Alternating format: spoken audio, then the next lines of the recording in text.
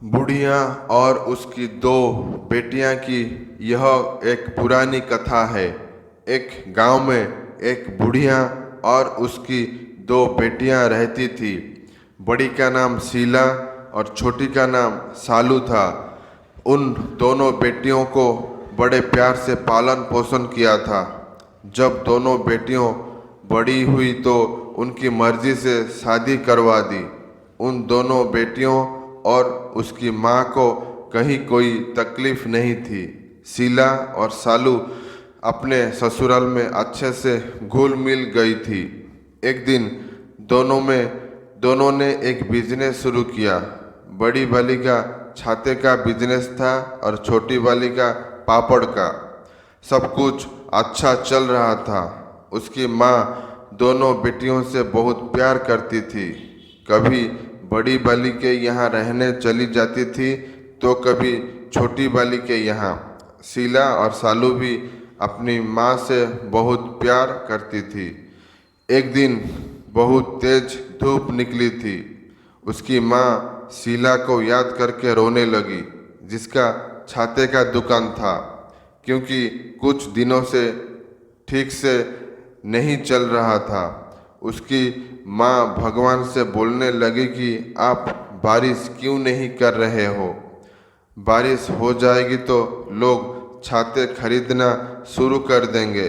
मेरी बेटी का जो धंधा धीमा हो गया है, वो अपना परिवार कैसे चलाएगी?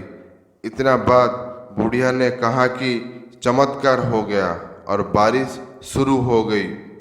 बुढ़िया खुश हो गई और उसके चेहरे पर मुस्कान आ गई।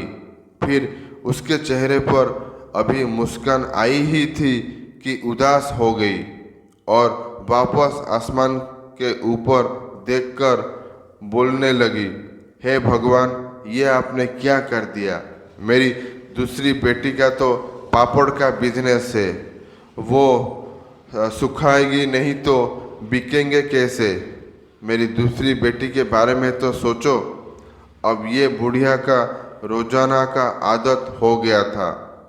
जिस दिन बारिश हो रही थी उस दिन कह रही थी कि धूप क्यों नहीं हो रही है, और जिस दिन धूप हो रही तो उस दिन कह रही थी कि बारिश क्यों नहीं हो रही है।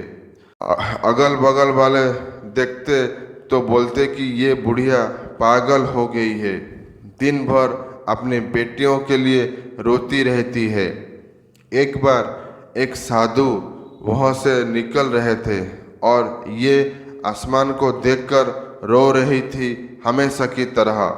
साधु ने पूछा कि ये रो क्यों रहे हैं, ये रो क्यों रही है? तो लोगों ने कहा कि आप इनके चक्कर में मत पड़िए, ये हमेशा रोती रहती है। साधु ने कुछ सोचा और वही रुक गया। उनको लगा कि एक बार जाकर सुनता हूँ कि बात क्या है। साधु ने उसके सामने गया और बोला, अम्मा, आपको क्या परेशान है? तो अम्मा बोली, मेरी दो बेटी है, शीला और सालू। एक का छाते का दुकान है और दूसरी का पापड़ का। जिसका छाते का दुकान है उसका धंधा मंदा पड़ गया था, तो मैं भगवान से प्रार्थना की तो बारिश होने लगी। फिर मुझे दूसरी बेटी की याद आई, जिसका पापड़ का बिजनेस था। अब वो गीले हो जाएंगे, धूप नहीं निकलेंगे तो सूखेंगे कैसे? साधु ने उसकी बात बहुत ध्यान से सुने और कहा, ये बहुत आसान तरीका है। जिस दिन बारिश होने लगे उस दिन उस बेटी के बारे में सोचिए जिसका छाते का बिजनेस है, और ये सोचकर खुश रहिए कि उसके पास में पैसा आ रहा है। और उस दिन अपनी दूसरी बेटी के बारे में मत सोचिए, और जिस दिन धूप निकले उस दिन अपनी उस बेटी के बारे में सोचिए जिसका पापड़ का बिजनेस है। उस दिन उस वाली बेटी के बारे में मत सोचिए जिसका छाते का बिजनेस है। अम्मा को साधु की सारी बातें समझ में आ गई और उसके कही हुई बातें पर चलने लगी और हमेशा खुश रहने लगी। इस बुढ़िया और उसकी 2 बेटियां की कहानी से हमें यही सीख मिलती है कि बुरी समय में इंसान की हिम्मत टूट जाती है।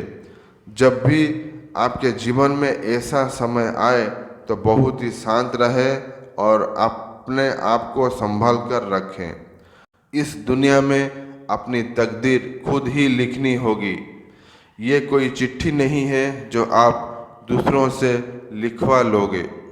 दोस्तों, अगर ये वीडियो आपको अच्छा लगा है तो इसे लाइक और शेयर कीजिए और ये चैनल को सब्सक्राइब कीजिए। दोस्तों, वीडियो अंत तक देखने के लिए आपका बहुत बहुत धन्यवाद।